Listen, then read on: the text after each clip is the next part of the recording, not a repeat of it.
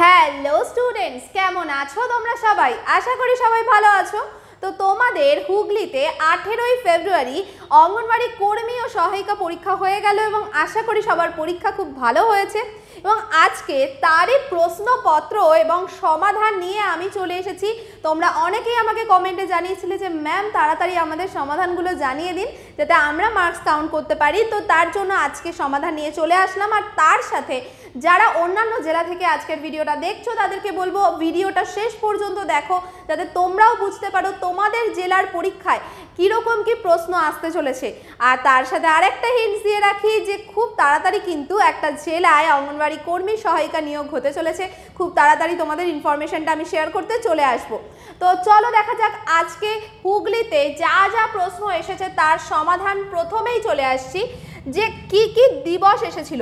তোমরা যারা যারা আমার সাজেশনের ভিডিওটা দেখেছিলে আশা করি তোমাদের মনে আছে জিকে যখন আমি বলেছিলাম কি যে ইম্পর্টেন্ট ডেজ দিয়ে কিন্তু প্রশ্ন আসতেই পারে গুরুত্বপূর্ণ দিবস সংক্রান্ত। আর দেখো এখানে আমি দেখলাম পরীক্ষায় অন্তত 6-7টা প্রশ্ন শুধুমাত্র গুরুত্বপূর্ণ দিবস থেকে এসেছিল। যেমন কি কি প্রশ্ন এসেছিল দেখা যাক। জাতীয় কন্যা শিশু দিবস কবে পালিত হয়? উত্তর হবে 24শে জানুয়ারি। জাতীয় ভোটার দিবস কবে পালিত হয়? উত্তর হবে 25শে জানুয়ারি। জাতীয় টিকা দিবস কবে পালিত হয়? উত্তর হবে 16ই মার্চ। মানবাধিকার দিবস কবে পালিত হয়? উত্তর হবে 10ই ডিসেম্বর। বি.আর. আম্বেদকরের মৃত্যু হয় কত সালে? এর উত্তর হয়ে যাবে 1956 সালের 6ই ডিসেম্বর উনি মারা যান। তো এই ছিল কিছু দিবস সংক্রান্ত প্রশ্ন এবং এছাড়াও আরও কিছু দিবস সংক্রান্ত প্রশ্ন আছে, এক এক করে তোমাদের সব উত্তরই দেবো আমি। চলো পরবর্তীতে দেখা যাক আর কি প্রশ্ন এসছে। ভারতীয় সংবিধান কবে গৃহীত হয়? তো এর উত্তর হয়ে যাবে 1949 সালে 26শে নভেম্বর গৃহীত হয়। প্রচুরবার তোমাদের এর সলিউশন করানো হয়েছে। এমনকি এটাও বলা হয়েছে যে গৃহীত হওয়া আর কার্যকর হওয়া একই জিনিস নয়। তোমরা আমাকে কমেন্ট সেকশনে জানাও দেখি কার কার মনে আছে যে কার্যকর হয় কবে থেকে ভারতীয় সংবিধান। নেক্সট রয়েছে চন্দ্রযান 3 নিয়ে আমরা পুরো একটা ডিটেলস ভিডিও দিয়েছিলাম, একটা রচনার ভিডিও দিয়েছিলাম। আশা করি ওখান থেকে চন্দ্রযান 3 সম্পর্কে তোমরা সবই জানতে পেরেছিলে। কোথা থেকে উৎক্ষেপণ করা হয়? তো এটা হচ্ছে কি চন্দ্রযান 3 2023 খ্রিস্টাব্দের 14ই জুলাই ভারতের অন্ধ্রপ্রদেশ রাজ্যের শ্রীহরিকোটায় অবস্থিত সতীশ ধাওয়ান মহাকাশ কেন্দ্র থেকে ভারতীয় সময় 2:35 উৎক্ষেপণ করা হয়েছিল। পুরো ইনফরমেশনটা দিলাম কারণ যাদের পরবর্তীতে পরীক্ষা থাকবে তাদের যাতে কাজে লাগে তাই জন্য আমি পুরো ইনফরমেশন দিয়েছি। এখান থেকে যাই প্রশ্ন আসুক না কেন এইটুকু মনে রাখলেই হবে। এবার তোমাদের এই যে প্রশ্নগুলো তোমরা দেখতে পাচ্ছ এটা কিন্তু তোমাদের থেকেই নেওয়া, মানে আমাদের যেসব স্টুডেন্টরা আছে তারাই আমাদেরকে কল করে জানিয়েছে যে ম্যাম এই প্রশ্ন এসেছে। সবাই তো অপশান বলতে পারেনি তাই কিন্তু আমি অপশানগুলো এখানে রাখিনি, ডাইরেক্ট আনসারগুলো তোমাদের সামনে নিয়ে আসলাম। NUHM ফুল ফর্ম কি? এর ফুল ফর্ম হচ্ছে ন্যাশনাল আরবান হেলথ মিশন। তো চলো পরবর্তী প্রশ্ন দেখে নেওয়া যাক কি এসছে। ভারতের সংবিধান কবে গৃহীত হয়? চন্দ্রযান 3 NUHM এইটুকু আমরা করে ফেলেছি। এবার চলে আসছি শঙ্কর কার ছদ্মনাম? শঙ্কর হচ্ছে মণিশঙ্কর মুখোপাধ্যায়ের ছদ্মনাম এবং এই বিষয়টাও কিন্তু আমি সাজেশন ভিডিওতে বলেছিলাম যে ছদ্মনাম সংক্রান্ত প্রশ্ন আসতে পারে। দেখা গেছে প্রত্যেকটা আমরা যে কটা ICDS এর জেলায় পরীক্ষা দেখলাম যে এই একই প্যাটার্নে কিন্তু ঘুরিয়ে ফিরিয়ে প্রশ্ন হচ্ছে। এই প্যাটার্নটা যখনই তোমরা শিখে যাবে তাহলে দেখবে অনেক সহজ হয়ে যাচ্ছে পরীক্ষা। পথের পাঁচালী কার লেখা? বিভূতিভূষণ বন্দ্যোপাধ্যায়ের লেখা। কালা জ্বরের ঔষধ কে তৈরি করেন? প্রখ্যাত ভারতীয় বিজ্ঞানী এবং চিকিৎসক উপেন্দ্রনাথ ব্রহ্মচারী 1922 সালে কালাজ্বরের ঔষধ তৈরি করেছিলেন। তাহলে আমাদের উত্তর হয়ে যাবে উপেন্দ্রনাথ ব্রহ্মচারী। চলো পরবর্তী প্রশ্ন দেখে নেওয়া যাক। তবে পরবর্তী প্রশ্নে যাওয়ার আগে বলবো যাদের অঙ্গনওয়াড়ি কর্মী সহায়িকার পরীক্ষা রয়েছে তারা এই নোটসটা নিয়ে নিতে পারো। এখানে তোমরা সব সাবজেক্টের নোটস পেয়ে যাবে মাত্র 98 টাকায়। এছাড়া তোমরা রচনা পেয়ে যাবে, দুটো সেটের রচনা আছে 29 টাকায় আর 32 টাকায়। মক টেস্ট আছে 40 টাকায় এবং এই পুরো সেটটা তোমরা পেয়ে নিতে পারো কিভাবে? এই নাম্বারে যোগাযোগ করে 9088890010 নাম্বারে যোগাযোগ করো এবং এখান থেকে তোমরা পারচেস করতে পারো। যারা ডাইরেক্টলি কিনতে চাইছো এর ডেসক্রিপশন বক্সে আমি লিঙ্ক দিয়ে রাখবো, সেখান থেকে ডাইরেক্টলি পারচেস করতে পারবে। আচ্ছা এখানে আরেকটা বিষয় বলে রাখি, রচনা নিয়ে তোমরা অনেক দিন ধরেই বলছিলে যে ম্যাম অঙ্গনওয়াড়ি যে কর্মীর দায়িত্ব কর্তব্য এই নিয়ে রচনা করান। তো এই নিয়ে আমি অলরেডি একটা আলাদা সেপারেট ভিডিও করেছি যে একটা অঙ্গনওয়াড়ি কর্মী সহায়িকার কী কী দায়িত্ব থাকে, কী কী কর্তব্য থাকে, সবাইকে ওটা দেওয়া রয়েছে। তো ওখান থেকে কিন্তু তোমরা মোটামুটি রচনাটাও ওর থেকেই লিখে আসতে পারতে। ঠিক আছে, চলো পরবর্তী প্রশ্ন। অমর্ত্য সেন কবে নোবেল পুরস্কার পান? 1998 সালে অর্থনীতিতে নোবেল স্মারক পুরস্কার অর্জন করেছেন অমর্ত্য সেন। তাহলে এই প্রশ্নটাও কিন্তু অনেকবার আসতে দেখা যায় যে অমর্ত্য সেন কোন বিষয়ে নোবেল পুরস্কার পেয়েছেন? উত্তর হয়ে যাবে অর্থনীতিতে। রোটা ভাইরাস কোন রোগের টিকা? ডায়রিয়া। এবং টিকাকরণ থেকেও কিন্তু বেশ কিছু প্রশ্নোত্তর এসেছে। খুব সম্প্রতি আমাদের সন্দীপ স্যার তোমাদের টিকাকরণ নিয়ে পুরো একটা ক্লাস করিয়েছিলেন এবং পরে আমি যখন সাজেশনের টাইমেও বলেছিলাম রোগ সম্পর্কিত, ভিটামিন, টিকাকরণ কয়েকটা ইম্পর্টেন্ট টপিক বলেছিলাম। আর আজকে কিন্তু যারা হুগলি থেকে দেখছো তাদের কাছ থেকে আমি একটা কমেন্ট আশা করব যে যা সাজেশন দিয়েছিলাম, যে পয়েন্টগুলো বলেছিলাম প্রশ্ন পাবেই পাবে, সেই পয়েন্টগুলো থেকে পেয়েছো তো প্রশ্ন? এই একটা কমেন্ট কিন্তু প্রত্যেকে করে যেও, কারণ এর পরবর্তীতে যারা পরীক্ষা দেবে তারাও যেন বুঝতে পারে যে এই যে সাজেশন বা এই যে আমি বিষয়গুলো বলছি এগুলো যদি পরীক্ষার আগে একটু ফলো করে যাওয়া যায়, একটু যদি মন দিয়ে পড়া যায়, তাহলে কিন্তু অনেক ভালো নম্বর তোলা যায়।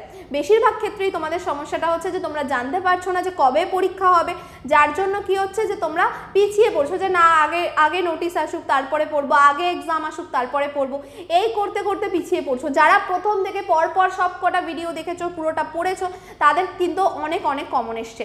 তো পরে চলে আসি, স্কারভি রোগ কোন ভিটামিনের অভাবে হয়? যেমনটা বলেছিলাম ভিটামিন থেকে প্রশ্ন থাকবে এবং এটা কিন্তু একটা দুটো না বেশ কয়েকটা প্রশ্ন ছিল।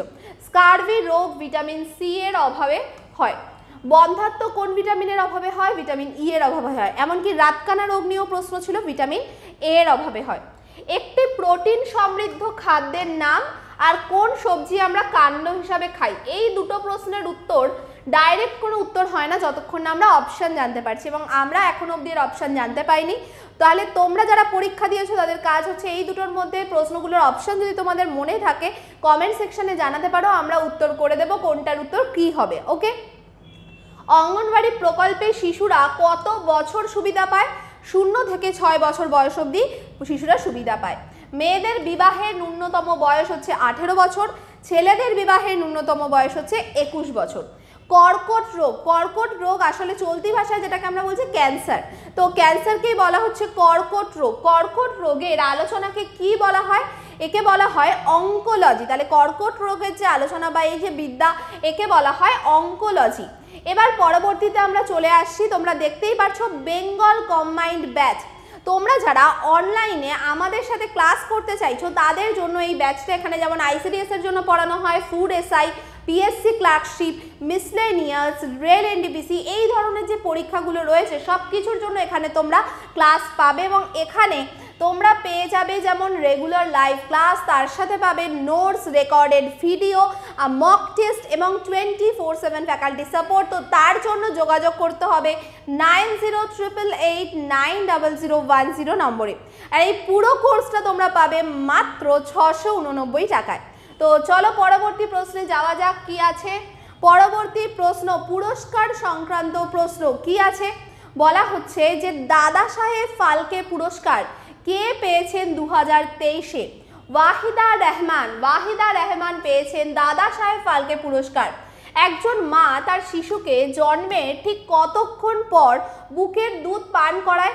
জন্মের ঠিক 1 ঘন্টা পরেই কিন্তু বুকের দুধ পান করাতে পারে।